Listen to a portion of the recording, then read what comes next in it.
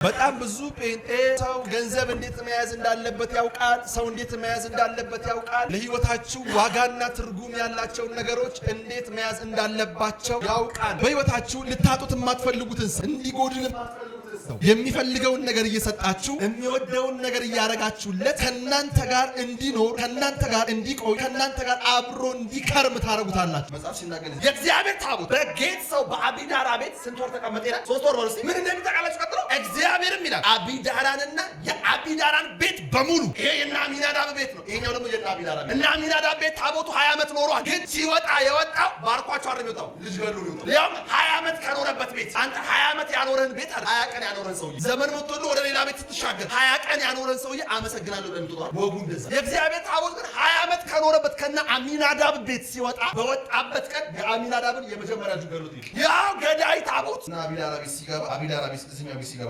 አቢዳራንና የአቢዳራን ቤተሰብ በሙሉ ባረከ። አቢዳራን እኮ ታዲያ ሚስቱ ሲያገኝ ሚስቱን ይባርካል፣ ባውን ይባርካል፣ የአቢዳራን ጤንነት ይባርካል፣ የአቢዳራን ልጆች ይባርካል። የአቢዳራ የሆነውን ነገር በሙሉ ታቦቱ ከገባበት ቀን ጀምሮ አንድ ታቦት ሁለት ውጤት። ያው ታቦት እና አሚናዳብ ቤት የገባው ታቦት ነው አቢዳራ ቤት የገባው። ግን እና አሚናዳብ ቤት አውርቶ አያውቅም፣ ተናግሮ አያውቅም፣ ሰብኮ አያውቅም፣ ክብሩን ገልጦ አያውቅም፣ ባርኮ አያውቅም፣ ራይ ሰጥቶ አያውቅም። ግን ያው ታቦት ራሱ ታቦት ሳይቀየር ሳይለወጥ በገደለ ቀን አቢዳራ ቤት ሲገባ ማንን ልግደል አይደለም ያለው ማንን ልባርክ። ምን አይነት ነው? አንድ ታቦት ሁለት ውጤት። እና አሚናዳብ ቤት ታቦቱ አይሰራም፣ ታቦቱ አይሰራም እንዳት ችግሩ ከታቦቱ አይደል። ታቦቱ እኮ አንዱ ባህር የከፈለ ታቦት ዮርዳኖስን ባህር ያቆመ ታቦት ካህናት ዘያ ደግሞ ታቦቱ ሲረቁ ዮርዳኖስ ቆመ። ቀይ ባህርን ያደረቀ ታቦት ደግሞ ኢያሪኮን የጣለ ታቦት ታቦቱ ማይሰራ ችግር ግን 20 ዓመት ኖሯል ግን አላወራም። 20 ዓመት ኖሯል ግን አልሰራም። ኖሯል አይደል ኖሯል እየኖረ ግን አይሰራም። ቤታቸው አለ ግን አይባርክም። ቤታቸው አለ ግን አይሰራም። የመስራት ጉልበት ግን ስለሌለው የመስራት ጉልበት እንዳለው ማምጣቀው ራሱኑ ታቦት እና አቢዳራ ቤት ሲገባ ሰርቷል። እና አቢዳራ ቤት ባርኳል። እና አቢዳራን ታሪክ ቀይሯል። እና አቢዳራን ነገር ባርኩ። ምንድነው ልዩነቱ ከተባለ ያው ታቦት ነው። አሚናዳብ ቤት የገባው አቢዳራ ቤትም የገባው አንድ አይነት ታቦት አንድ አይነት ዕቃ አንድ አይነት ክብር ነው። እና አሚናዳብ ቤት አይሰራም።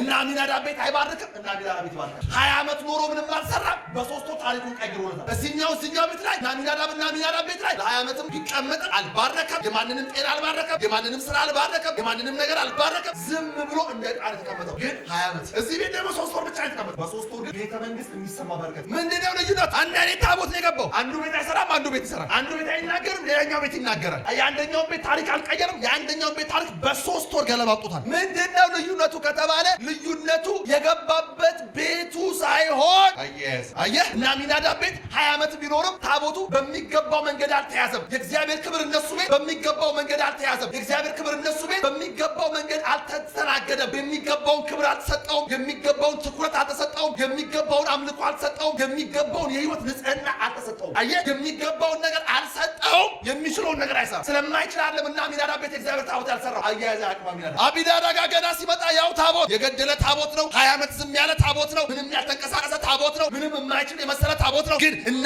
አቢዳራ ቤት ሲገባ ያገኘውን ሁሉ በበረከት አጥለቀለለ። ምክንያት ልዩነቱን የፈጠረው ምንድነው? አያያዝ አንዳንድ ሰዎች ቤት ውስጥ የኢየሱስ ስም ይጠራል ግን አይከብም። አንዳንድ ሰዎች ገና ኢየሱስ ማለት ሲጀምሩ ሃሌሉያ የእግዚአብሔር እጅ ቤታቸው ላይ ይንቀሳቀስ። ልዩነቱ ምንድነው? የጠራችሁት ስም ተመሳሳይ ነው፣ ግን አያያዝ ነው።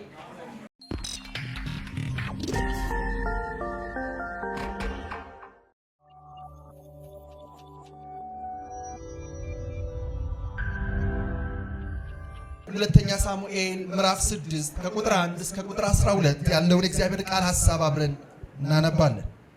እንደዚህ ይላል። ዳዊትም ዳግም ከእስራኤል የተመረጡትን 30,000 ያህል ሰዎች ሰበሰበ።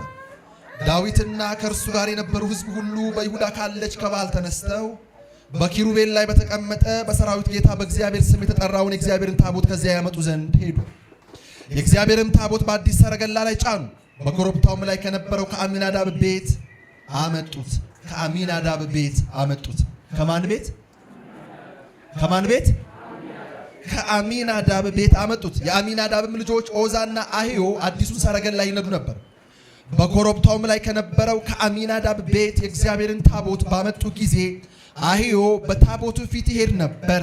ዳዊትና የእስራኤል ቤት ሁሉ በቅኔና በበገና በመሰንቆ በከበሮ በበገና በጽናጽል በእግዚአብሔር ፊት በሙሉ ኃይላቸው ይጫወቱ ነበር።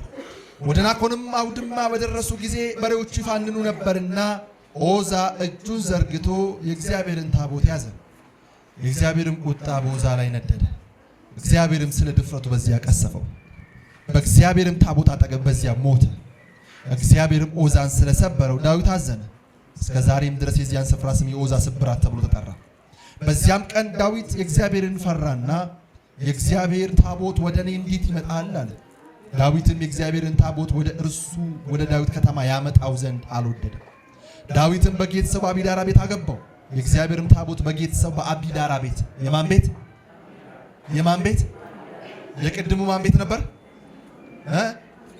አሚናዳብ። አሁን ደግሞ እስቲ በቀኝ እጃችሁ አሚናዳብ በሉ፣ እስቲ በግራ እጃችሁ ደግሞ እስቲ አቢዳራ በሉ።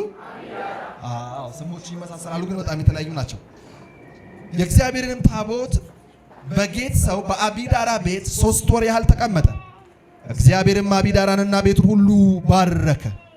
ንጉሥ ዳዊትም እግዚአብሔር የአቢዳራን ቤትና የነበረውን ሁሉ ስለ እግዚአብሔር ታቦት እንደባረከ ሰማ። ክብር ለኢየሱስ ይሁን። አምላካችንና አባታችን ቅዱስ እግዚአብሔር በክርስቶስ ኢየሱስ ስም በዚህ ማለዳ ቃልህን እንድንሰማ ከቃልህ ነፍሳችን እንድትረካና እንድትጠግብ የቃልህን ማዕድ ልትቆርስልን ዘመናችንን የሚያቀና ጨለማውን የሚሰብር ተስፋንና ብርሃንን በሕይወታችን ላይ የሚያጎናጽፍ የቃልህን እውነት በላያችን ላይ በሕይወታችን ላይ በነፍሳችን ላይ ልታፈስ በዚህ ስለሰበሰብከን በክርስቶስ ኢየሱስ ስም እናመሰግንሃለን። አቤቱ ቃል ተስፋ አለ። በቃል ውስጥ ሕይወት አለ። በቃል ውስጥ መለኮታዊ ሰላም አለ። በቃል ውስጥ አምላካዊ ጉልበት አለ። በቃል ውስጥ ሰላማዊ ደስታ አለ። በቃል ውስጥ ከዚህ ምድር ያልሆነ ከዚህ ዓለም ያልሆነ ከላይኛው ዓለም ግን የሆነ መንፈሳዊ ጥበብ አለና በዚህ ቃል ሕይወታችንን እንድትቀይረው እንጸልያለን። መጽሐፍ እንደሚናገር ዳዊት እንደዚህ አለ፣ ቃልህ የሊባኖስን ዝግባ ይቆርጣል፣ የቃዴስን ምድረ በዳ ያናውጣል እንደሚል የቃዴስን ምድረ በዳ የሚያናውጥ ደግሞ ጠጣርና ከባድ ጠንካራ የሆነውን የሊባኖስን ዝግባ። የሊባኖስ ዝግባ ወዳጆች በጣም ጠንካራ ነው። ለምሽግነት ይገለገሉበታል። ጥይት አይበሳውም። በጣም ጠንካራ ነው። መድፍ ሊሰብረው አይችልም። ግን እንደዚህ አለ፣ ቃል ሲመጣ ጠንካራ የሆነው የሊባኖስ ዝግባ ይቆረጣል አለ። አቤቱ ዛሬ ጸልያለሁ ይህንን ቃል እየሰሙ ሕይወታቸው ላይ ጠጣር ሆኖ የተቀመጠ ነገር በቃል ጉልበት ይቆረጥላቸው። በቃል ኃይል ይቆረጥላቸው። በቃል ጉልበት ይቆረጥላቸው። በቃል ኃይል ይቆረጥላቸው። እኔ ዛሬ እጸልያለሁ ቃልህን እየሰሙ የጨለመ ኃይል ይሰበር። እዚህ ቁጭ ብለው ቃልህን እየሰሙ በጌታ በኢየሱስ ክርስቶስ ስም ስልጣን እዚህ ቁጭ ብለው ቃልህን እያደመጡ እቤታቸው ለረጅም ዘመን የተቀመጠ ምድረ በዳ ገነት ሆኖ ይቀየር። እነርሱ እዚህ ቁጭ ብለው ቃልህን በብዙ ደስታ እየተማሩ እቤታቸው ለረጅም ዘመን የተቀመጠ ተራራ ሜዳ ሆኖ ይቀየር። ሜዳ ሆኖ ይቀየር። እነሱ እዚህ ቁጭ ብለው ቃልህን እየተማሩ እነሱ እዚህ ቁጭ ብለው ቃልህን እየሰሙ እቤታቸው ላይ የተነሳ ሰልፍ በኢየሱስ ስም ይሰበር። እቤታቸው ላይ ለረጅም ዘመን የተቀመጠ ሰንሰለት የተበጠሰ ይሆን። እናከብርሃለን። ቃልህን ወደኛ ላከው። እናመሰግንሃለን። ጊዜውን ላንተ አሳልፈን ሰጠንህ። በክርስቶስ ኢየሱስ ስም አሜን።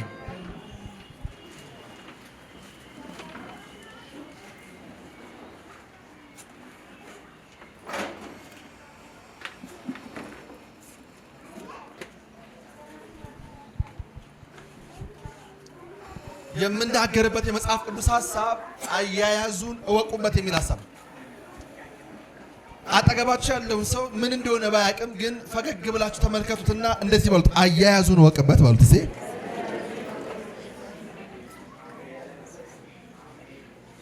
ክብር ለኢየሱስ ይሁን። በጣም ብዙ ጴንጤ ሁሉም ሰው ገንዘብ እንዴት መያዝ እንዳለበት ያውቃል። ሰው እንዴት መያዝ እንዳለበት ያውቃል። ለሕይወታችሁ ዋጋና ትርጉም ያላቸውን ነገሮች እንዴት መያዝ እንዳለባቸው ያውቃል። በሕይወታችሁ ልታጡት የማትፈልጉትን ሰው እንዲጎድል የማትፈልጉትን ሰው የሚፈልገውን ነገር እየሰጣችሁ የሚወደውን ነገር እያረጋችሁለት ከናንተ ጋር እንዲኖር ከናንተ ጋር እንዲቆይ ከናንተ ጋር አብሮ እንዲከርም ታረጉታላችሁ። ለምን ቢባል በመሄዱ ስለምትጎዱ ባለመኖሩ የምታጡት ነገር ስላለ ሁል ጊዜ የምትወዱት የምታከብሩት የምትፈልጉት በሕይወታችሁ ዋጋ ያለውን ነገር በአጠቃላይ አያያዛችሁ ታስተካክላላችሁ። ቤታችሁ ላይ ዋጋ ያላቸው ነገሮች በሙሉ በጣም በብዙ ገንዘብ የሚገዙ ውድ የሆኑ ጌጣጌጦቻችን አደባባይ ላይ ይቀመጡ። ጓዳ ነው የሚቀመጡት። ምክንያቱም እነሱ የሚቀመጡበትና የሚያዙበት የራሱ የሆነ አያያዝ ስላለው ማለት። ልክ እንደዚሁ ዳዊት በጣም የሚገርማችሁ በነገሰ ማግስት ቤተ መንግስት እንደገባ ቤተ መንግስት እንደጨበጠ በጣም ብዙ የቤት ስራ እየጠበቀው የአንድ አገር መሪና አስተዳዳሪ መሆን ምን አይነት ትልቅ ሸክምና የቤት ስራ እንዳለው ለእናንተ ልነግራችሁ አልችልም።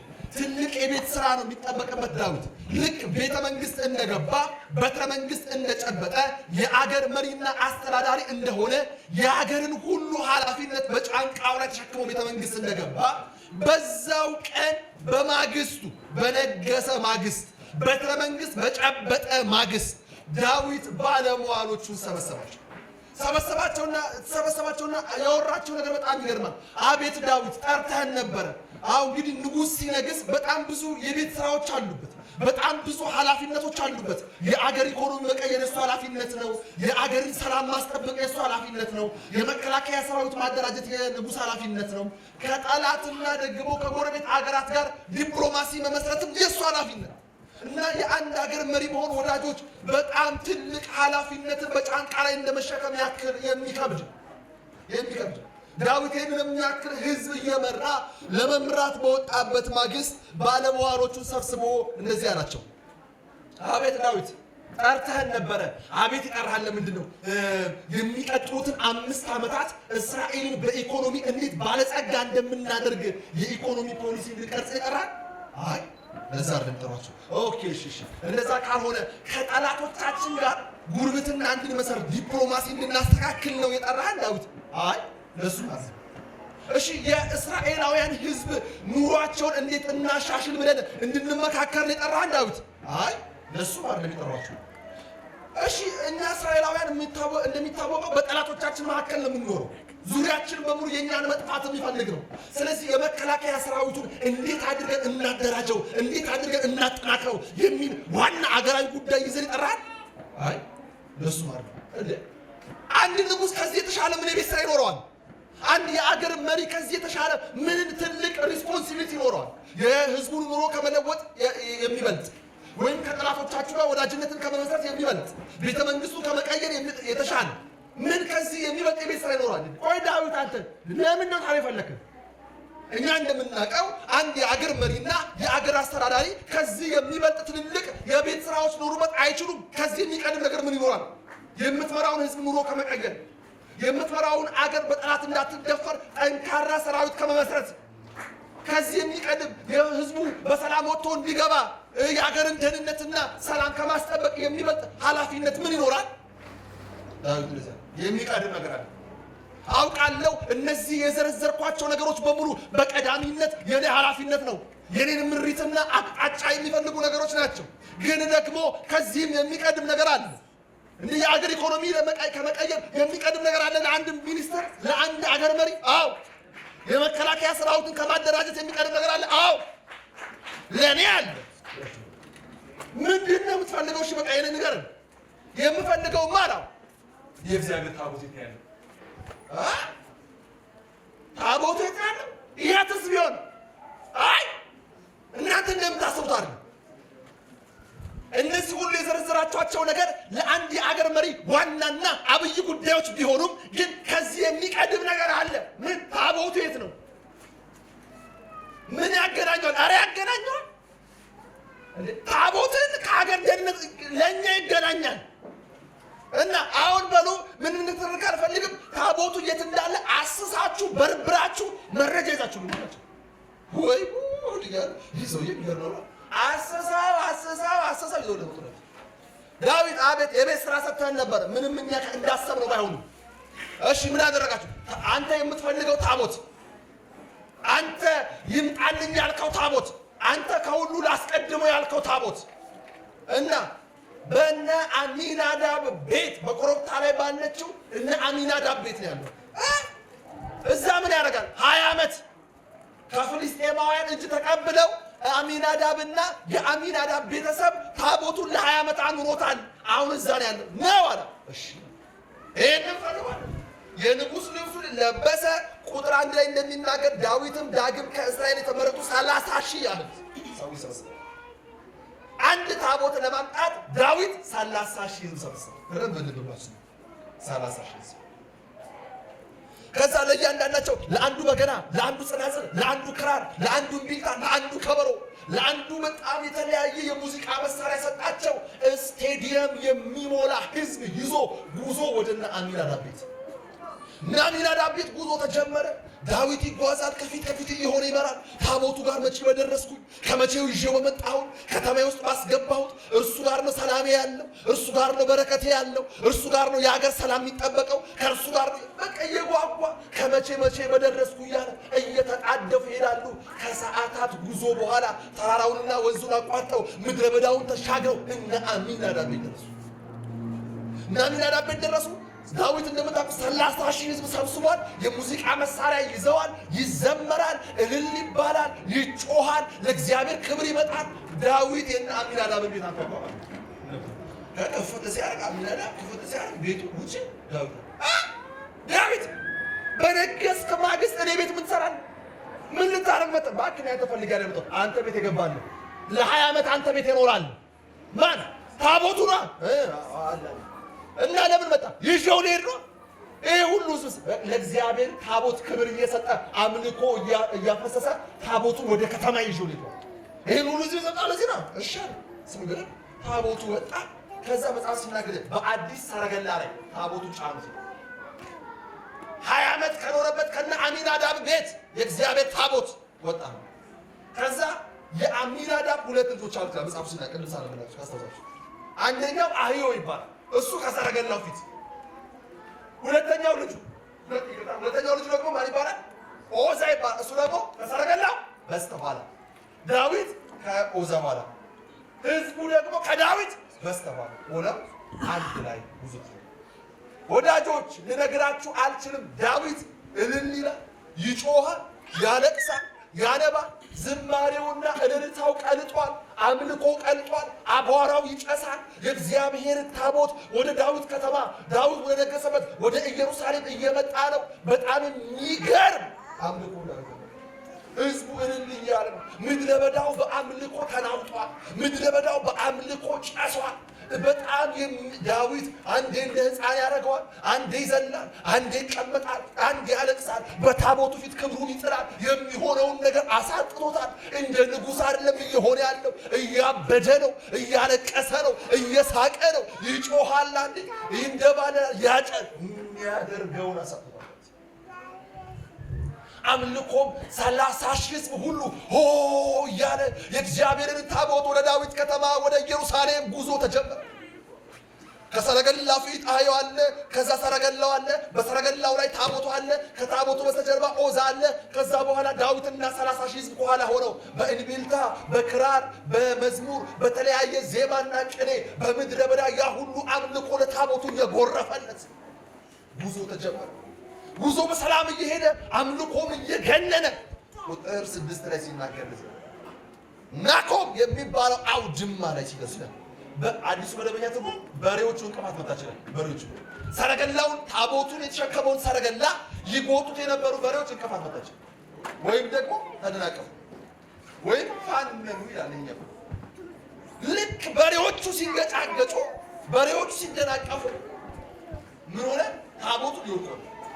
ልክ ታቦቱ ሊወድቅ ሲል ሰረገላው ሲነቃነቅ ወዲና ወደዚያ ሲንገጫገጭ ሰረገላው ላይ ያለ የተቀደሰው ታቦት የእግዚአብሔርን ክብር የተሸከመ ታቦት የእግዚአብሔርን ሻካይና የተሸከመ ታቦት በሬዎቹ እንቅፋት መጥቷቸው ሰረገላው ተነቃንቆ ታቦቱ ሊወድቅ ሲል ኦዛ ከኋላ ስለሆነ አሁን አሜን እንዳትሉ እጁን ዘርግቶ ታቦቱን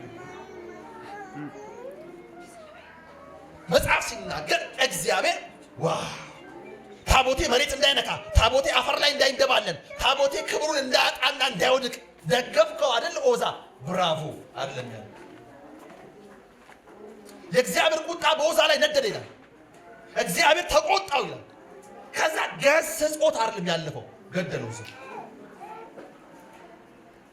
እንዴ አንዳንድ ጊዜ እንደዚህ ብላችሁ ለምን ያደረገው መልካም ነገር ነው። ያደረገው በጎ የሚመስል ነገር ነው። ያደረገው ቸር የሚመስል ነገር ነው። በሬዎቹ እንቅፋት ሲመታቸው ሰረገላው ተነቃንቆ ታቦቱ እንዳይወድቅ እኮ ነው እጁን ዘርግቶ ከኋላ ስላለ ታቦት መሬት ከሚነካ ታቦት አፈር ከሚቅም ታቦት መሬትን ድፍት ከሚል እኔ እጄን ልዘርጋ ነው ድግፍ ያደረገው። እግዚአብሔር ይራራለት አልፈልግም። ምክንያቱም በኋላ ነገራቸው በፍጹም ይራራለት አልፈልግም። በፍጹም ከዛ ዳዊት ያንን ሲጨስ የነበረ አምልኮ ምድረ በዳውን ግልብጥብጥ ያደርግ የነበረ ያ ዝማሬ ዜማ ቅኔ ምንድን ነው? ኧረ እዛ ወድቋል። ምን ሆነ? ምናልባት እርቦቱ እንዳይሆን የፀሐዩ መበርታት ምናልባት ራሱ ኧረ ነው አሞቱም አይደለም እርቦቱም አይደለም እና ምን ሆነ? ቆይ ልንገር። እሺ እየዘመርን አልነበር? አዎ እልል እያልን እየዘመርን ለእግዚአብሔር ታቦት ክብር እየሰጠን ነበር። እሺ ከዛ በሬዎቹና ቆማው ድማ ጋር ስንደርስ እንቅፋት መታቸው በሬዎቹ። የቶቹ በሬዎች? ይሄው ሰረገላውን የሚጎቱቱ በሬዎች። እሺ እንቅፋት ሲመጣቸው ግንብርብር ሲሉ ሰረገላው ተነቃነቀ። ከዛስ ታቦቱ ሊወድቅ ሲል እሺ ኦዛችሁን ዘረጋ። እሺ ሲዘረጋ ታቦቱ መሬት እንዳይወድቅ ብሎ እግዚአብሔር ተበሳጨ፣ ተናደደ፣ ተቆጣው። እሺ ይሄው እንደምታገደለው አለው ታቦቱን በደገፈ የሚገድል ነው። አዎ ዳዊት ለዛ ሐሳቡን እርግጠኛ ናችሁ? ሌላ ምንም ያደረገው ነገር የለም። አረ ምንም ያደረገው ነገር የለም። በቃ በሬዎቹ እንቅፋት ሲመጣቸው ተነቃነቀ ሰረገላው። ሰረገላው ሲነቃነቅ የተሸከሙ ታቦት ሊወድቅ ሲል ታቦት እንዲያወድቅ ያዘ፣ ገደለው። እዛው በል ታቦቱን እዛው ጋር እንዳቆም 30 ሺህ አቤት ቀኝ ወደ ኋላ ታቦቱን አልፈ እኔ ታቦት ባለ ይጠብቃል፣ አገሬን ይጠብቅልኛል ብዬ ህዝቤን ይባርክልኛል ብዬ መንግስቴን ያጸናልኛል ብዬ የማመጣው ታቦት የሚባርክ ብቻ ሳይሆን የሚገድል ነው፣ የሚያጠፋ ነው። ድሮስ የሚያጠፋ ነገር ማለት ነው። አረ አልፈልግም። 30 ሺህ ህዝቡን ከነ ሙዚቃ መሳሪያቸው አምልኮን አስቁሞ የሁሉን አውልቆ ወደ ቤት በል ድሮ ምን ይለኝ ምናምን ብሎ ግን እዚህ ማከም ምናልባት ታቦቱ ይፈልጋል አለ አንድ ሰው እቺ ላይ ወጣ ይመስለኛል። ማን ስም? አቢዳራ። የምን ሀገር ሰው ነው? የጌት ሰው። የጌት ሰው ሲባል ማለት ናቸው ጎልያድ፣ የጎልያድ ሀገር ሰው፣ ያልተገረዘ ሰው ማለት ኪዳን የሌለው ሰው ቤት ዳዊት አታ ታቦቱን ትፈልጋለህ? አዎ እፈልጋለሁ። አንተ ቤት ይግባ? አዎ ይግባ። እንዴ ሲገድል አላየው? ይግደላ። ሲያጠፋ እንዴ እኔ እኮ ስንት የቤት ስራዬንና ትልልቅ ኃላፊነቶችን ትቼ ታቦቱን ላመጣ ነበርኩ የመጣሁት። ግን ኦዛ እንደዚህ አድርጎ ስብር ሲያደርገው አይቼ አልፈልግም አልኩኝ። አንተ ትፈልጋለህ? አዎ እፈልጋለሁ። የሚገድል? አዎ ይሁን፣ ግን እፈልጋለሁ። እኔ ግን ኃላፊነቱን አልወስድም። ድሮም ውሰድ አላልኩም። አንተ ብቻ ጠብቅ። ይግባ አንተ ቤት? አዎ ይግባ። በል እንካብሎ መጽሐፍ ሲናገር ይዘ የእግዚአብሔር ታቦት ይላል በጌት ሰው በአቢዳራ ቤት ስንት ወር ተቀመጠ ይላል? ስንት ወር? 3 ወር ማለት ነው። 3 ወር ምን እንደሚጠቃለች ቀጥሎ እግዚአብሔርም ይላል አቢዳራንና የአቢዳራን ቤት በሙሉ ራዲያኮስ ባረከ ይላል። ጮክ በሉና እስቲ አሜን በሉ እስቲ። ሃሌሉያ ወዳጆች፣ አሁን ወደ መልእክት እየመጣሁላችሁ አሁን ባክግራውንዱን ስለነግራችሁ የነበርኩት ይሄ የእነ አሚናዳብ ቤት ነው። ይሄኛው ደግሞ የእነ አቢዳራ ቤት ነው። እነ አሚናዳብ ቤት ታቦቱ 20 ዓመት ኖሯል። ግን ሲወጣ የወጣው ባርኳቸው አይደለም የወጣው፣ ልጅ ገድሎ ነው የወጣው። ሊያውም 20 ዓመት ከኖረበት ቤት ሲወጣ። አንተ 20 ዓመት ያኖረን ቤት አይደለም 20 ቀን ያኖረን ሰውዬ ዘመን መጥቶልህ ወደ ሌላ ቤት ስትሻገር 20 ቀን ያኖረን ሰውዬ አመሰግናለሁ ብለን ትቷል አይደል? ወጉ እንደዛ ነው። የእግዚአብሔር ታቦት ግን 20 ዓመት ከኖረበት ከነ አሚናዳብ ቤት ሲወጣ በወጣበት ቀን የአሚናዳብን የመጀመሪያ ልጅ ገድሎት ይሄ ያው ገዳይ ታቦት እና አቢዳራ ቤት ሲገባ አቢዳራ ቤት እዚህኛው ቤት ሲገባ ደግሞ አቢዳራንና የአቢዳራን ቤተሰብ በሙሉ ባረከ። አቢዳራን እኮ ብቻ አይደለም ሚስቱ ሲያገኝ ሚስቱን ይባርካል፣ ስራውን ይባርካል፣ የአቢዳራን ጤንነት ይባርካል፣ የአቢዳራን ልጆች ይባርካል። የአቢዳራ የሆነውን ነገር በሙሉ ታቦቱ ከገባበት ቀን ጀምሮ እኔ ገረመኝ ነው። አንድ ታቦት ሁለት ውጤት። ያው ታቦት እና አሚናዳብ ቤት የገባው ታቦት ነው አቢዳራ ቤት የገባው። ግን እና አሚናዳብ ቤት አውርቶ አያውቅም፣ ተናግሮ አያውቅም፣ ሰብኮ አያውቅም፣ ክብሩን ገልጦ አያውቅም፣ ባርኮ አያውቅም፣ ራእይ ሰጥቶ አያውቅም። ግን ያው ታቦት ራሱ ታቦት ሳይቀየር ሳይለወጥ በገደለ ቀን አቢዳራ ቤት ሲገባ ማንን ልግደል አይደለም ያለው፣ ማንን ልባርክ። ሻካቶ ባላደስ ምን አይነት ነገር! አንድ ታቦት ሁለት ውጤት። እና አሚናዳብ ቤት ታቦቱ አይሰራም። ግን ታቦቱ አይሰራም እንዳትል ችግሩ ከታቦቱ አይደለም። ታቦቱ እኮ አንድ ወቅት ባህር የከፈለ ታቦት ነው። ዮርዳኖስን ባህር ያቆመ ታቦት ነው። ካህናት እዚያ ያላችሁ ተሸክመው ታቦቱ ሲረቁ ዮርዳኖስ ቆመ። ቀይ ባህርን ያደረቀ ታቦት ደግሞ ኢያሪኮን የጣለ ታቦት ነው። ታቦቱ አይሰራም። ችግር ግን አለ። 20 ዓመት ኖሯል ግን አላወራም። እና አሚናዳብ ቤት 20 ዓመት ኖሯል ግን አልሰራም። እና አሚናዳብ ቤት ኖሯል እኮ አይደለም ኖሯል። እየኖረ ግን አይሰራም። ቤታቸው አለ ግን አይባረክም። ቤታቸው አለ ግን አይሰራም። የመስራት ጉልበት ግን ስለሌለው አለ። የመስራት ጉልበት እንዳለው ማምጣቀው ራሱኑ ታቦት እና አቢዳራ ቤት ሲገባ ሰርቷል። እና አቢዳራ ቤት ባርኳል። የና አቢዳራን ታሪክ ቀይሯል። የና አቢዳራን ነገር ባርኳል፣ አብዝቷል። ምንድነው ልዩነቱ ከተባለ ያው ታቦት ነው። አሚናዳብ ቤት የገባው አቢዳራ ቤትም የገባው አንድ አይነት ታቦት፣ አንድ አይነት ዕቃ፣ አንድ አይነት ክብር ነው። እና አሚናዳብ ቤት አይሰራም፣ እና አቢዳራ ቤት ይሰራል። እና አሚናዳብ ቤት አይባርክም፣ እና አቢዳራ ቤት ይባርካል። 20 ዓመት ኖሮ ምንም አልሰራም። በሶስቱ ታሪኩን ቀይሮለታል። እዚህኛው ቤት ላይ እና አሚናዳብ ቤት ላይ ለ20 ዓመትም ቢቀመጥም አልባረከም። የማንንም ጤና አልባረከም። የማንንም ስራ አልባረከም። የማንንም ነገር አልባረከም። ዝም ብሎ እንደ ቃል ተቀመጠው። ግን 20 ዓመት እዚህ ቤት ደግሞ 3 ወር ብቻ ተቀመጠው። በ3 ወር ግን ቤተ መንግስት የሚሰማ በረከት ቻጋዶሳ ካታ አረጩና አሜን በሉ።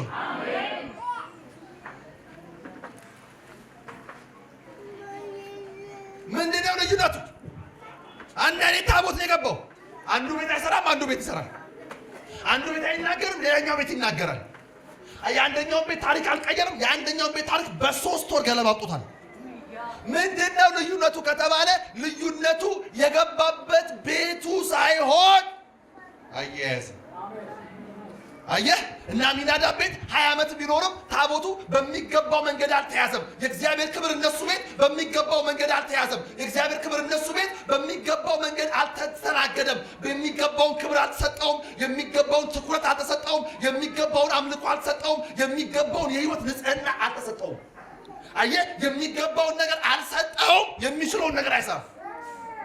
ስለማይችል አይደለም እና አሚናዳብ ቤት የእግዚአብሔር ታቦት ያልሰራው። አያያዝ አቅም አቢዳራ ጋር ገና ሲመጣ ያው ታቦት የገደለ ታቦት ነው። 20 ዓመት ዝም ያለ ታቦት ነው። ምንም ያልተንቀሳቀሰ ታቦት ነው። ምንም የማይችል የመሰለ ታቦት ነው። ግን እነ አቢዳራ ቤት ሲገባ ያገኘውን ሁሉ በበረከት አጥለቀለቀ። ምክንያት ልዩነቱን የፈጠረው ምንድነው? አያያዝ ሲጀመር ነው። ባግራውንድ የምታጠኑ ከሆነ አሚናዳብ ካህን ነው። አይገርማችሁ? አቢዳራ ካህን እንኳን አይደለም፣ የፍልስጤም ሀገር ሰው ነው። ግን ለታቦት የሚገባውን ክብር ይሰጣል። አያያዝ ይላችሁ በህይወታችሁ እነዚህ አንዳንድ ሰዎች ጋር የሚሆኑ አንዳንድ ሰዎች ቤት ውስጥ የኢየሱስ ስም ይጠራል ግን አይሰራም፣ ይጠራል ግን አይከብርም። አንዳንድ ሰዎች ገና ኢየሱስ ማለት ሲጀምሩ ሃሌሉያ የእግዚአብሔር እጅ ቤታቸው ላይ ይንቀሳቀሳል። ልዩነቱ ምንድን ነው? የጠራችሁት ስም ተመሳሳይ ነው፣ ግን አያያዝ ነው። እዚህ ላቸው አዲስ ኪዳን ላይ ሐዋርያት ሥራ ምዕራፍ 19 ላይ መጽሐፍ ሲናገር እዚያ በኤፌሶን ከተማ ስለሆነ ወደ ሲናገር የአስቄዋ ልጆች ይላል አጋንንቱን ጠሩት ይላል። ና ሲሉት አጋንንቱ እሺ ነው ወጣን ይላል። ና እንደዚህ ጳውሎስ በሚጠራው በናዝሬቱ ጌታ በኢየሱስ ክርስቶስ ስም ውጣ ሲሉት ወጣ አይደለም፣ ወጣባቸው ነው የሚለው ላያቸው ነው። መንፈሱ እኮ ነው የጠሩት። የማን ስም ነው? የኢየሱስ ስም ይሰራል አይሰራም? አጋንንትን ያሸንፋል አይሸንፍም? አንተ ሰማይና ምድር የተፈጠረበትን ስም እየጠሩ አጋንንቱ ደበደባቸው። ልቀቅ ግቡ በኢየሱስ ስም እያሉ ያባራቸዋል። በኢየሱስ ስም ነው ያለው። የጠሩት የማን ስም ነው? ይሰራላቸው። አይ ስሙን መጥራት አይደለም ይሰራል። አይ ልክ እንደ አሚናዳብ ቤት ከሆነ ኢየሱስ እያልክ ምንም ይንቀሳቀስ ነገር የለም። ለታቦቱ ማይመች ነው። አይ ለካ እስኪ ይሄንን ስም ጳውሎስ ጠራው። ጳውሎስ እስኪ ይሄንን ስም እነሱ የጠሩትን ስም እስኪ ጳውሎስ ይጥራው። ገና ኢየሱስ ማለት ሲጀምር ሰማይ ይሰነጠቅ፣ የእግዚአብሔር ክብር ይወርዳል። እውራን ይበራሉ፣ አንካሶች ይዘላሉ። ለምን ሲባል ያስቄዋም ልጆች የጠሩት ኢየሱስን ነው። መሐመድን አይደለም የጠሩት፣ ገብርኤልን አይደለም የጠሩት። ያስቄዋም ልጆች የጠሩት ኢየሱስን ነው። ጳውሎስ የሚጠራው ኢየሱስን ነው። ግን ጳውሎስ ሲጠራው የኢየሱስ ስም ይሰራል። አንዳንድ ሰዎች ወታ እንደዛ ነው የሚሆነው። አንዳንድ ሰው ቤት መዝሙር ይከፈታል፣ ኢየሱስ የሚጠራ ግን አይሰራም። ኖርማል ነው ብላችሁ ኖርማል ነው። አንዳንዴ ነው የክርስቲያን ቤት ራሱ ሁሉ አይመስልም። ያውስም አንዳንድ ሰው ቤት ደግሞ ራሱ ነው ጠርቶ ራሱ መዝሙር ነው የሚዘምሩት። ግን ስትገቡ ሰላም ውስጣችሁ ይሞላዋል። ምንድነው ሲባል መዝሙሩ አይደለም ልዩነቱ፣ የሚዘምሩለትን ጌታ የያዙበት መንገድ ነው። በህይወታችሁ ልዩነት የሚፈጠረው ጴንጤነታችሁ አለ። በህይወታችሁ የእግዚአብሔር እጅ በቤታችሁ እንዲገለጥ፣ በስራችሁ ላይ እንዲገለጥ፣ በጤንነታችሁ ላይ እንዲገለጥ፣ በልጆቻችሁ ላይ እንዲገለጥ ቪዚብል የሆነ የመንፈስ ቅዱስን እንቅስቃሴ ማየት የምትፈልጉ ከሆነ ዋናው ጉዳይ ክብሩን እንዴት ነው የያዛችሁት? ስሙን እንዴት ነው የያዛችሁት? አየህ፣ እንደነ አሚናዳብ በሆነ ቤት የእግዚአብሔር ታቦት አልሰራም። መስራት ስለማይችል ግን አይደለም፣ አያያዝ አልተመቸው። አቢዳራ ቤት ሲገባ ግን የእግዚአብሔር ታቦት 3 ወር ነው የተቀመጠው። በ3 ወር ውስጥ አያያዙ ስለተመቸው በህይወታችሁ ላይ ልዩነት የሚፈጥረው ጴንጤ ተብላችሁ መጠራታችሁ አይደለም፣ ቸርች መምጣታችሁ ብቻ። በህይወታችሁ ላይ ቪዚብል የእግዚአብሔር እጅ እንዲንቀሳቀስ የምትፈልጉ ከሆነ ያለው ውስጣችሁ የገባ የእግዚአብሔር ታቦት እኮ አሁን የአዲስ ኪዳን ታቦት እኮ ክርስቶስ ነው። ክርስቶስ እኮ በእናንተ ውስጥ ነው። አንዳንዶች ክርስቶስ እንዳለብን ራሱ ማለት በእርግጥ ክርስቶስ አለ። ምክንያቱም ጴንጤነትሽ ራሱ የሚታወቀው አታልፍም ብሎ የሚለው መዝሙር ሲዘምር ነው እንጂ አያውቁም። ጎረቤት ራሱ አያውቅም። ኖርማል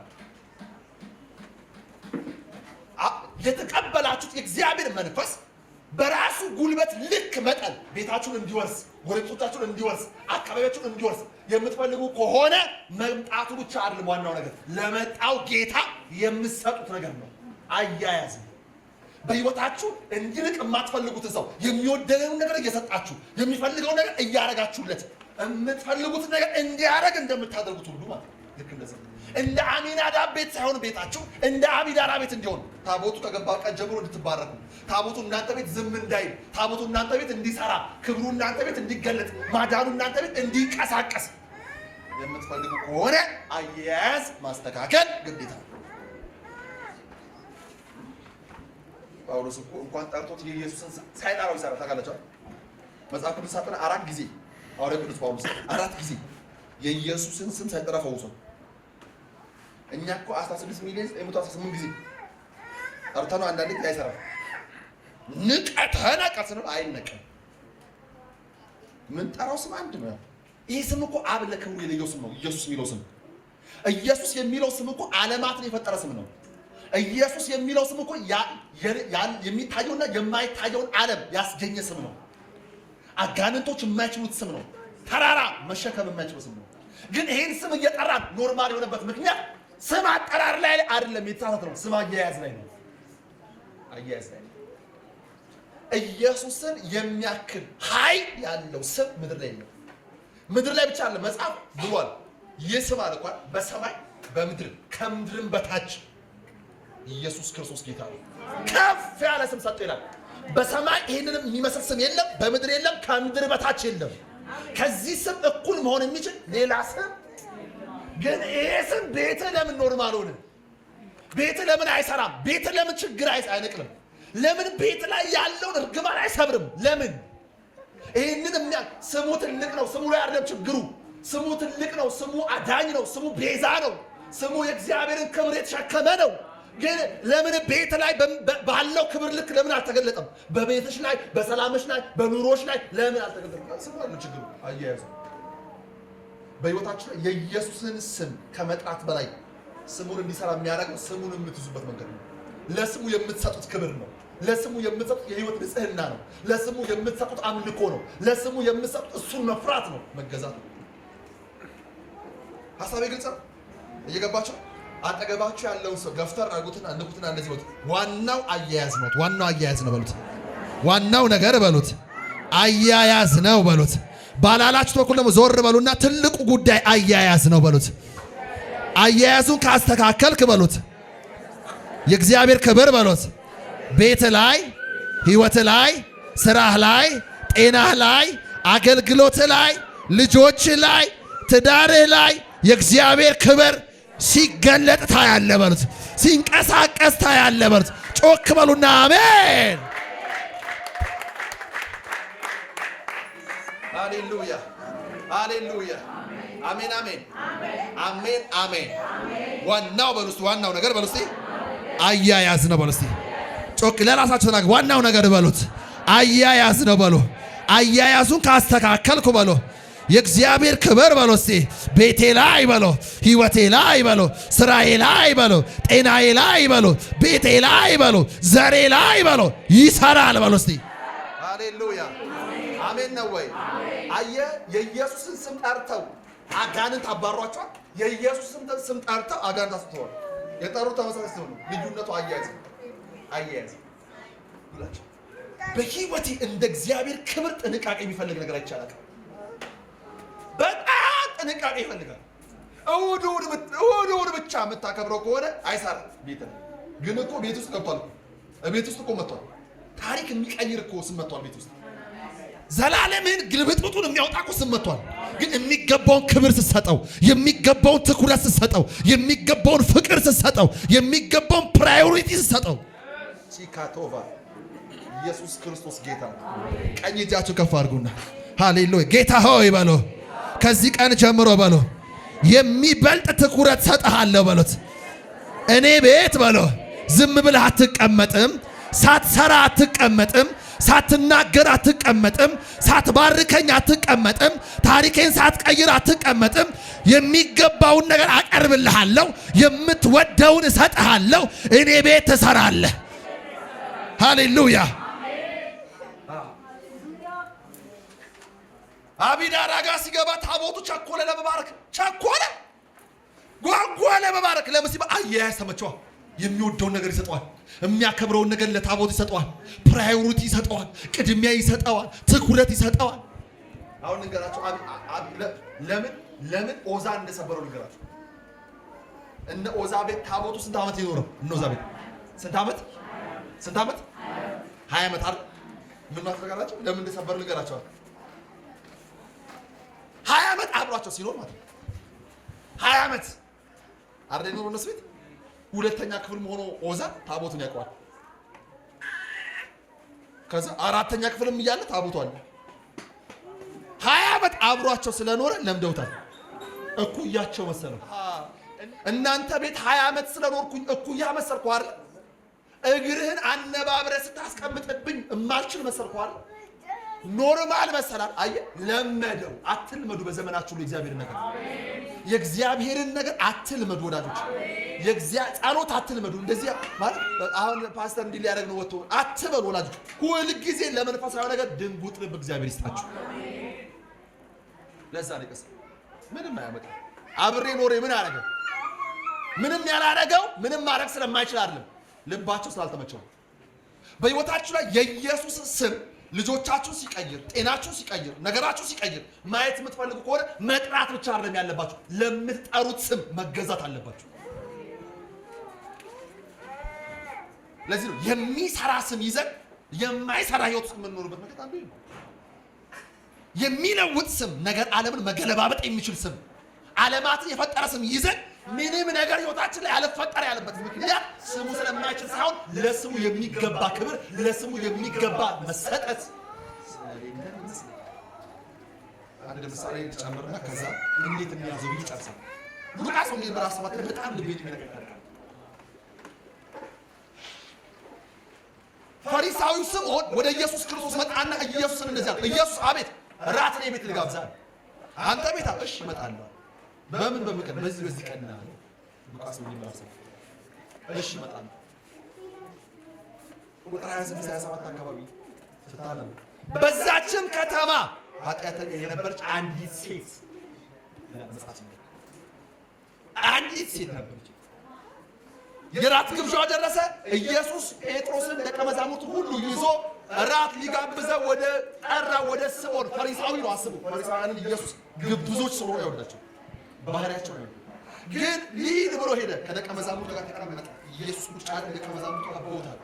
ያልመጣ የምግብ አይነት የለም። ይበላሉ፣ ይጠጣሉ። መጽሐፍ ሲናገር እንደዚህ ነው። በዛም ከተማ ኃጢአተኛ የነበረች አንዲት ሴት ነው። ማንነቷ ኃጢአት ነው። ኑሮዋ ኃጢአት ነው። ህይወቷ ኃጢአት ነው። ሰው ሁሉ የሚያውቃት ኃጢአት ነው። ምንም ሰው ጋር የሚያቀርብ ማንነት የላትም። ከሰው ጋር የሚያስጠጋ ምንም አይነት ማንነት የላትም። የቆሸሸ ያደፈ ማንነት ነው። ሰው ሁሉ ስራው ስራዬ እንደዚህ ነው ሲል እሷ ግን ስራውን መናገር አትችልም። ሰው ሲወጣ ትገባለች፣ ሰው ሲገባ ትወጣለች። ሰው ለስራ ጠዋት ሲወጣ እሷ መድኃኒት ቤቷ ትገባለች፣ ከሰው ጋር አትገናኝም። ምክንያቱም ህይወቷ የኃጢአት ነው፣ ኑሮዋ የአመፅ ነው፣ በጨለማ ምትኖር በሴተኝነት አዳሪነት የምትተዳደር ሴት ነች። መጽሐፍ ሲናገር ያቺ ሴት ዘመኗን ሁሉ ሰጥታ ያጠራቀመችው 300 ዲናር የሚያወጣ ሽቶ ይዛ ስንት መቶ 300 አይደል? ቀላል ብር እንዳይመስልሽ 300 ዲናር። ይሁዳ ኢየሱስን የሸጠው ስንት ዲናር ነው? ኢየሱስ ሽቶ ስንት ነው? በስንት እጥፍ ይበልጣል? በ10 እጥፍ ይበልጣል። ጎበዝ። ይሁዳ ኢየሱስን ሸጦ በ30 ዲናር ምንድን ነው የገዛው? ጎበዝ። ምን ገዛ? ስለዚህ 30 ዲናር ምን ገዛ? 30 ዲናር መሬት ከገዛ 300 ዲናር 5 መሬት ገዝቶ 5 ህንፃ ሰርቶ አስባር ነው ያክብር ልቅልው እዚህ መጽሐፍ ሲፈታው ነው። የዘመኗን ሁሉ ሀብት ይዛ ምን ያደርጋል? ስምዖን እኮ ማለት እቺ ሴት ያገኛት እሱ የነካችውን ዕቃ አይነካም። ምክንያቱም ቆሻሻ ስለሆነች በሱ ጌታ የነካችውን ዕቃ ቢነካ ያረክስ ለበስ ነው። እሱ የነካችውን ማይክ አይነካም። ኃጢአተኛ የነካውን ታሳድፈኛለች። የከተማው ኃጢአተኛ ሴት ነች። የከተማው ነውረኛ ሴት ነች። ማንም ለዝምድና አይፈልጋትም። ለጎረቤትነት አትፈለግም። ለወዳጅነት አትፈለግም። ከህዝቡ ተሽቀንጣ የተጣለች ነች። ኑሮዋ ኃጢአት ነው። ገንዘብ የምታገኘው በኃጢአት ነው። ልብስ የምትለብሰው በኃጢአት ነው። ከሰዎች እኩል ቁጭ ብላ ቆማ ማውራት አትችልም። የተጣለች ነች። እሷ የረገጠችውን መሬት ስምዖን ለመርገጥ ያሳሰዋል። ኃጢአትን የረገጠ አረጥ በጣም የተናቀች በጣም የተጠላች ሴት ነች። ግን ኢየሱስ ለራት ግብዣ የማይወዳት ሰው ቤት እንደገባ ብትሰማ የቤቱ ባለቤት ባይወደኝም አለች። የገባው ግን የሚወደኝ ገብቷል። እዛ ቤት አልቀመጥም ቤት ይበላል። ሃሌሉያ። ከዘፈን ቤት ከዳንኪራ ከጭፈራ ቤት ይዛ መጣ። ከብዙ እግሮች መካከል ወዳጆች ስምዖን ቤት ስደርስ በር አላቋቋቸው። ጋርዶቿ በጫማ ሊጥሯት ይችላል። የእሱ ጋርዶች የኢየሱስ አርብ ስምዖን በጣም የተከበረ ሰው ባለሀብት ባለጠጋ ሰው ቁጭ ብሏል። እየሮጠች በሩን ሰብራ ገብታ አንዱ ኢየሱስ እግሩን ያዘችው። አላስፈቀደችም፣ አላንኳኳችም፣ ማንንም አልጠየቀችም። እግሩን ይዛ ወዳጆች ታለቅሳለች። እግሩን ትስመዋለች፣ ታነባለች። በእንባዋ የአቧራ ኢየሱስ የነበረው አቧራ ጭቃ ሆነ። ታለቅሳለች፣ ታነባለች፣ ከዛ ትስመዋለች። እግሩ ወዳጆች ማን ፎጣን ጣልኝ አላለችም። ጸጉሯን በጸጉሯ እግሩን ማበስ ጀመረች። መጽሐፍ ሲናገር ለሴት ጸጉሯ ክብሯን ይላል። በክብሯ ታብሰው ጀመር። እንባዋን እግሩ ስር መጨረስ ጀመር። ይሄ አልበቃ ሲላት ሽቶ ምን አለ ብትነፋለት እንደዚህ አለ የሚያሽቆቆ ሰበረች። ለምን መሰለህ? እግሩ ላይ ሁሉ ነገር እንዲያልቅ ርዝራዥ ነገር እስካይቀር ድረስ እግሩ ስር ሁሉ ማለት አሁን ስመራቻለ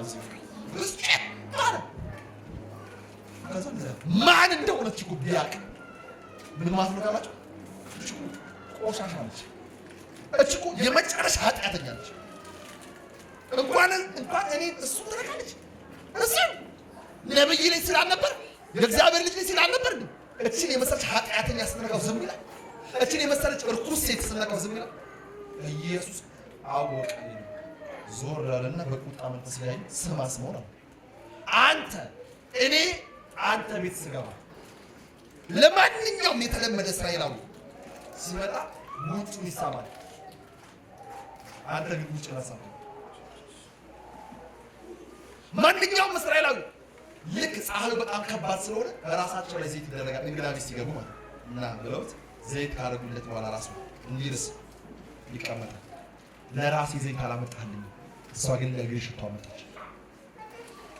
አንተ እጄን አላስታጠብከኝም በስርዓት፣ እሷ ግን እግሬን በእንባዋ አጠበች። አንተ ጉንጬን አልሳምከኝ ትጸይፈኛል። አንተ ጉንጬን መሳም ነው አይደል የከበደ? እሷ ግን እኔ በጣም ልብ የሚነካኝ ቃል ነው። እስካሁን ድረስ እግሬን ትስማለች። ምን ማለት ታውቃላችሁ? ጴጥሮስ ስምዖንን ኢየሱስና እራት ጋባዡ ስምዖን እየተከራከሩ ማለት ነው።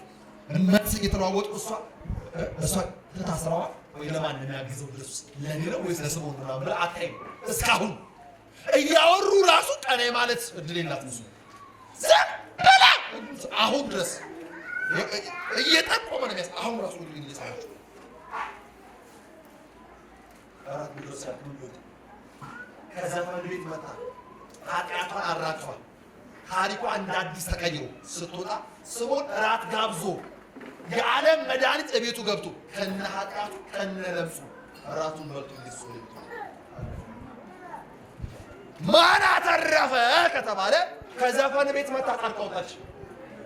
እሱ ግን በቤቱ የዓለም መድኃኒት መጥቶ ከነ ኃጢአቱ ልዩነቱ ምን ሲባል አያያዘ እሱ በቀይ ወጥ የሚይዘው መሰለው ጮማውን ብላ ኢየሱስ ይሏል። ምስሩንም ጨምር ይሏል። እሱ ምስራን ነው የፈለገው፣ ልብ ነው የፈለገው። ባገኘው ልቡን ብሎ ነው የመጣው ኢየሱስ ራሱ። ያቺ ሴት ግን ከዘፈን ቤት መጣ። ሃሌሉያ! ምንድነው ልዩነቱ? የመጣው ሰው ቤት አይደለም። ራስ ግብዣውም ላይ ምንም አይነት ጥሪ የላትም። ግን የመጣው ማን እንደሆነ ስለምታውቅ የሚገባውን ልትሰጠው መጣች። የመጣው አንድ ጎረምሳ አይደለም፣ አምላክ ነው አለች። ኃጢአት ማጠብ የሚችል ነው። ታሪኬን እንደ አዲስ መጀመር የሚችል ነው። አዳፋውን ማንነቴን ማንጻት የሚችል ነው። ነገሬን መቀየር የሚችል ነው። አዲስ ምዕራፍ መስጠት የሚችል ነው። እንደ አንድ ጎረምሳ አይደለም የምቀበለው፣ እንደ አምላክ እቀበለዋለሁ። በህይወት ላይ ልዩነት የሚፈጥረው ቤት መምጣቱ አይደለም፣ ልብሽ ውስጥ መግባቱ ብቻ አይደለም። ልብሽ ውስጥ ለገባው ጌታ የምትሰጪው ምላሽ ነው። ያለ ቤቷ መጣ ጸድቃለች። ያለ ቤቷ መጣ ኃጢአቷን አስወግዳ መጣች። እንዴት የመጣው እኮ ስምዖን ቤት ነው። አያያዘ አቅማ የመጣውን አያቅም። በህይወታችሁ ላይ የመጣውን እግዚአብሔርን ቅባት፣ የመጣውን እግዚአብሔርን ድምፅ፣ የመጣውን እግዚአብሔርን ክብር አያያዝ የማታውቁ ከሆነ መምጣቱ ብቻ አይባርካችሁ። መምጣቱ ጴንጤ መሆናችሁ ብቻ፣ በመንፈስ ቅዱስ መሞላታችሁ ብቻ፣ ለመንፈስ ቅዱስ የተለየ ፍቅር እስከሌላችሁ ድረስ፣ ለመንፈስ ቅዱስ የተለየ ነገር መስጠት እስከምትችሉ ድረስ ሐሳቤ ግልጽ ነው። አሁንም ንገሩትና እንደዚህ በሉት፣ ዋናው አያያዙ ነው በሉት እስቲ። አሜን በሉት እስቲ። ዋናው ምንድነው? ዋናው ምንድነው? አያያዝ። አያያዝ። እንዴት ነው የእግዚአብሔር ክብር እናንተ ቤት የተያዘው? እንዴት ነው የአዲስ ኪዳኑ ታቦት ኢየሱስ ክርስቶስ እናንተ ሕይወት ውስጥ የተያዘው? እንዴት ነው? እንዴት ሁሌ ታመልኩታላችሁ? ሁሌ ትሰሙታላችሁ? ሁሌ ትገዙለታላችሁ? ሁሌ ትፈሩታላችሁ? ሁሌ ድምፁን ለመስማት ትጓጓላችሁ? ሁሌ ራሳችሁ ትሰጡታላችሁ? በቤታችሁ ቅድሚያ ያለው፣ በቤታችሁ ከእርሱ የሚቀድም ነገር የለም? በቤታችሁ ፕራዮሪቲ ተሰጥቶታል? ቅድሚያ ተሰጥቶታል ወይ? እንዴት ነው የያዛችሁት የአዲስ ኪዳኑን ታቦት ኢየሱስ? በክብር ይዛችሁት ከሆነ፣ በፍቅር ይዛችሁት ከሆነ፣ እያመለካችሁ ይዛችሁት ከሆነ፣ በመፍራትና በማክበር ይዛችሁት ከሆነ፣ ቸርች ብቻ ሳይሆን መስሪያ ቤት ውስጥም ትምህርት ቤት ውስጥም በምትሄዱበት ስፍራና ቦታ ጎረቤትም ውስጥ ሁልጊዜ የምታከብሩት ከሆነ፣ የምታስቀድሙት ከሆነ፣ ወርሺፕ የምታደርጉት ከሆነ፣ ትኩረት የምትሰጡት ከሆነ፣ ከፍ የምታደርጉት ከሆነ፣ ታይልኝ የምትሉት ከሆነ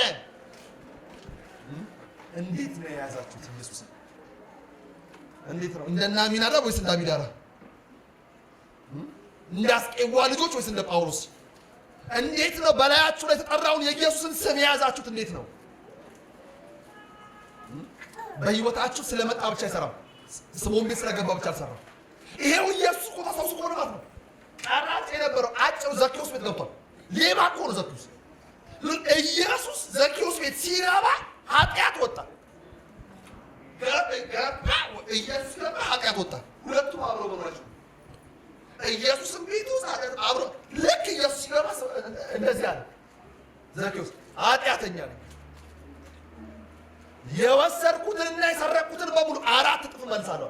ኢየሱስ ሲወጣ ምን ብሎ እንደወጣ ታውቃላችሁ? ዛሬ ለዚህ ቤት መዳን ሆኗል። ስምዖን ቤት ግን አላለም። ለምን መሰለህ? ስምዖን አያያዝ አያውቅም። ኢየሱስ ስለመጣ ብቻ አልሰራም። ስለመጣ በህይወቴ አስመሬላችሁ የምፈልገው ጉዳይ ነው። ጴንጤ ስለሆናችሁ ብቻ እግዚአብሔር ነገር ኖ።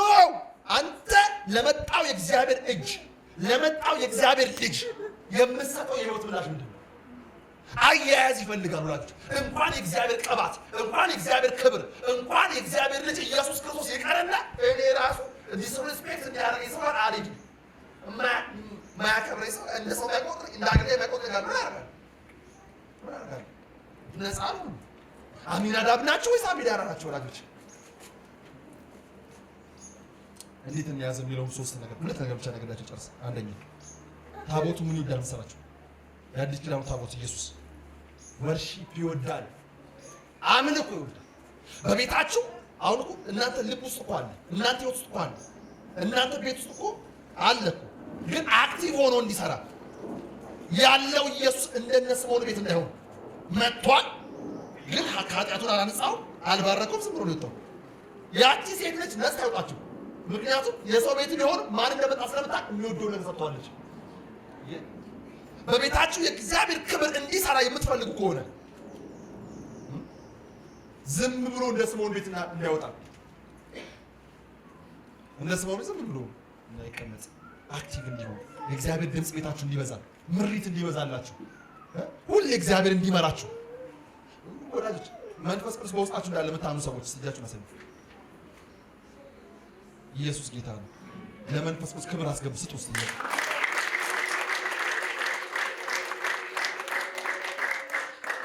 ግን ሁላችሁም ውስጥ መንፈስ ቅዱስ አለ ማለት ነው። ሁል ጊዜ ግን ይመራችኋል ማለት አይደለም። የሚመሩ ሰዎች ግን ጥቂት ናቸው። ግን ውስጣቸው መንፈስ ቅዱስ አለ። እንዴት ለምን እኔ አይመራኝም? የሚመራህ እኮ ለእግዚአብሔር ድምፅ ስትመች ነው። ስላለ ብቻ አይመራህም። የሚመራህ ለእግዚአብሔር ድምፅ የሚመች ማንነት ሲኖርህ ነው። በጎቼ ድምፄን ይሰማሉ ይላል አይደል? ጠቦቶች አይደለም ያለው፣ በጎቼ ያለው። በግ መሆን አለብህ፣ ማደግ አለብህ ቢያንስ። እንዴት እንያዘው? አንደኛ እንደና አብርሃም ቤት ያዙት። አብርሃም እግዚአብሔርን እንዴት ነው የሚይዘው? አብርሃም ዘፍጥረት ምዕራፍ 22 ላይ ማየት ይችላል። እሱ ምን አደረገ? እግዚአብሔር በሌሊት መጣ ይላል።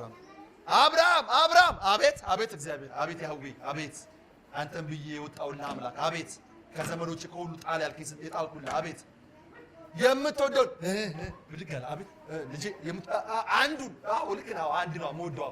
እሱ ምን ልጸልይለት? አይ ልባርከው? አይ እኔ ወደ ማሳየ ምድር ውሰድና ኦኬ ዛን ጸልይ? አይ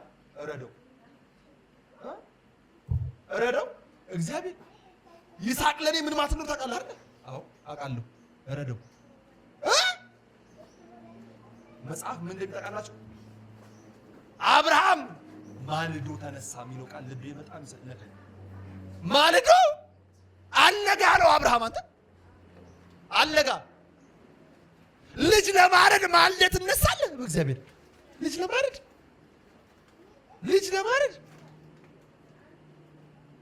አብርሃምም ማልዶ ተነሳ።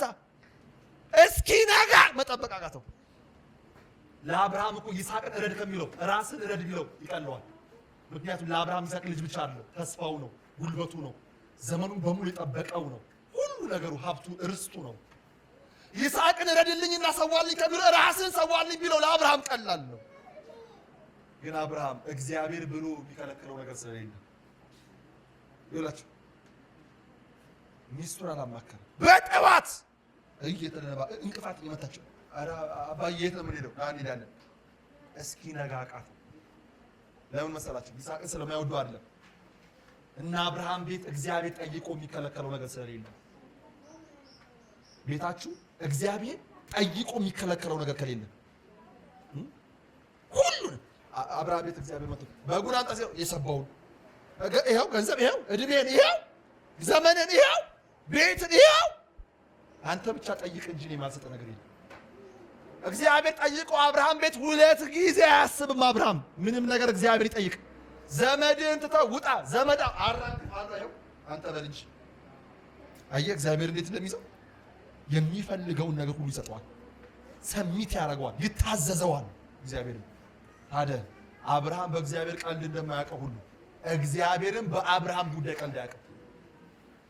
አብርሃምን ጠላቶች ከበቡት ሲለው እግዚአብሔር በድግር ነው ከዚህ በእኔ በማይደራደር ሰው መጣችኋል እና ሚስቱን ነው የወሰድከው።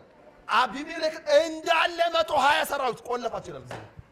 ለምን? አብርሃምን ነው የነካው። ለአብርሃም እግዚአብሔር የአይኑ ብሌን ነው። እግዚአብሔርም ለአብርሃም ለዘው አብርሃምን የነካ እኔን ነካ ነው።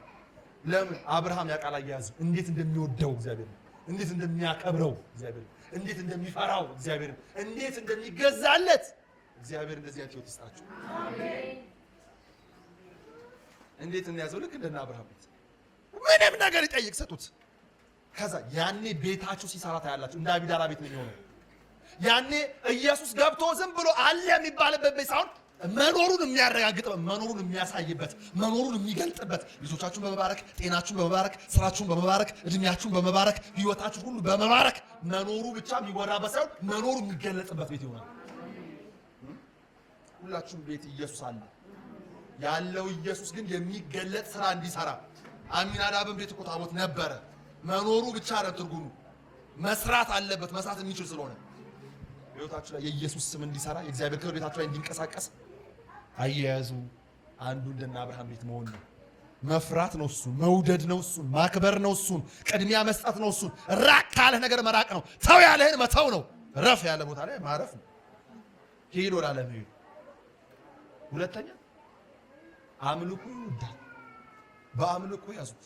አንደኛ በመሰጠት ያዙት፣ በመፍራት ያዙት፣ በማክበር ያዙት።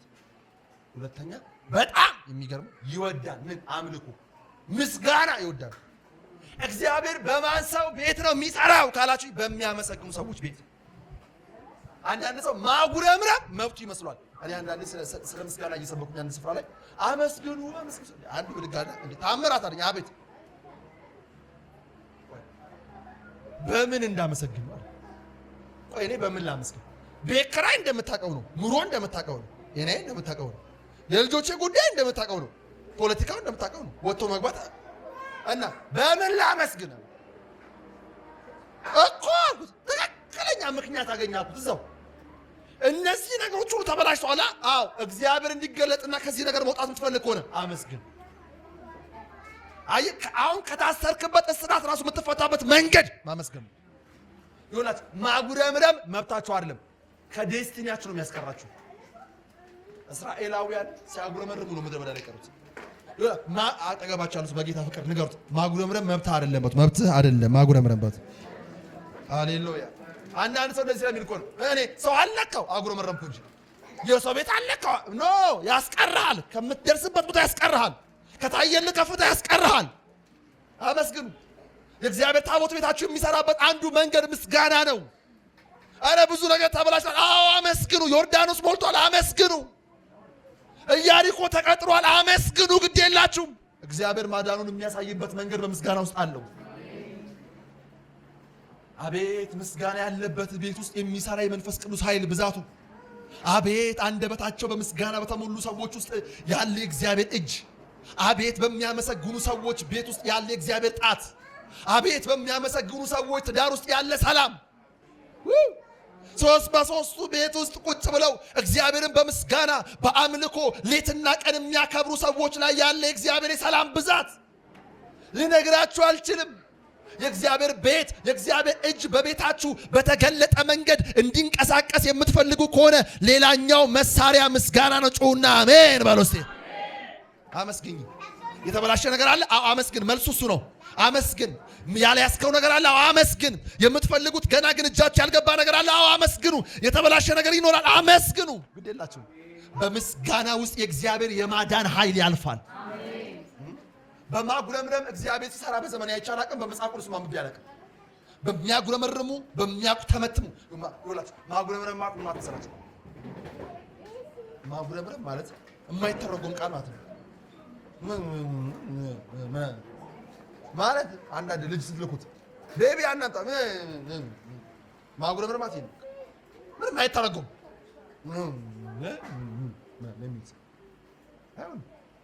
አይሆንም ወላጅ የእግዚአብሔር መንፈስ በቤታችሁ ላይ አለ፣ ግን ተገልጦ እንዲሰራ ሰው ሁሉ ጎረቤት የሚመሰክረው ተአምር ቤታችሁ እንዲሆን አንደኛ ተገዙለት፣ ራሳችሁን ስጡት፣ ቅድሚያ ስጡት እንደ አብርሃም ቤት። ሁለተኛ አመስግኑት ቀንና ማታ። ለዚህ ነው ጳውሎስና ሲላስ በእስር ቤት ይላል ሐዋርያት ሥራ ምዕራፍ 16 ላይ በግንድ ተጠርቀው ተደብድበው ነው ቀን የዋሉት። ከሰውነታቸው ደም ይፈሳል። በጣም በጣም በጣም ተወግረዋል። ግን በሌሊት በ9 ሰዓት በዜማ እግዚአብሔርን ሲያመልኩና ሲያመሰግኑ ይላል። ኢየሱስ ጌታ ነው። የወህኒው መሰረት ተናወጠ ይላል። የእግዚአብሔር እጅ መጣ ይላል። ሰንሰለት ተበጠሰ ይላል። የእግር ብረቱ ተቆረጠ ይላል። መቼ? ሲያመሰግኑ። አመስግኑ። እግዚአብሔር ከእግራችሁ ላይ የሚበጥሰው ብረት አለ። አመስግኑ። እግዚአብሔር ቤታችሁ ላይ የሚሰራው ታምራት አለ። አመስግኑ። እግዚአብሔር በዚች ቤተ ክርስቲያን የሚያደርገው ነገር አለ። አመስግኑ። እግዚአብሔር በሕይወታችሁ ላይ የሚገለጥበት መንገድ ነው።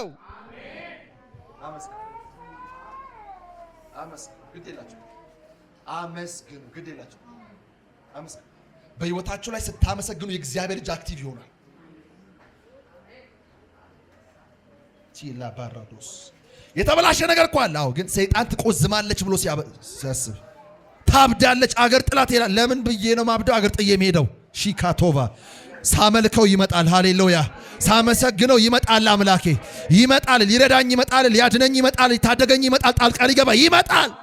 ጩና ሲያመን ባለስ ሃሌሉያ። እግዚአብሔር በሚመሰገንበት ቤት ይሰራል። በሚመለክበት ቤት ይሰራል። ችግር አለ። ጤና ላይ ችግር አለ። ኢኮኖሚ ላይ ችግር አለ። ትዳር ላይ ችግር አለ። አማራጩ ማጉረምረም አይደለም። አምላኬን አምልኮ የሚገባውን ክብር የሚገባውን ስግደት የሚገባውን እርሱን ጌታ ማምለክ ነው፣ ማመስገን ነው። የበረከት ቃል ነው። አዎ፣ ታሪካችሁን የሚቀይረው እሱ ነው። እግዚአብሔርን በቤታችሁ የሚያንቀሳቅሰው እርሱ ነው። የእግዚአብሔርን ጣት በሕይወታችሁ ላይ እንዲገለጥ የሚያደርገው እሱ ነው። ሃሌሉያ። ማጉረምረም አማራጭ አይደለም። ማጉረምረም መልስ አይደለም። ማመስገን ነው። እግዚአብሔርን ማክበር ነው። ትችላለህ ማለት ነው። አንተ ትልቅ ነህ ማለት ነው። አንተ ኤልሻዳይ ነህ ማለት ነው። እድሜ ያልፏል፣ ግን አንተ ኤልሻዳይ ነህ። ችግሩ ለዓመታት ቆይቷል፣ አንተ ግን ኤልሻዳይ ነህ። ችግሩ ለዘመናት ቆይቷል፣ አንተ ግን ኤልሻዳይ። ስትሉት የእግዚአብሔር ጣት ቤታችሁ ላይ ሃሌሉያ። ቆመን እንጸልያለን።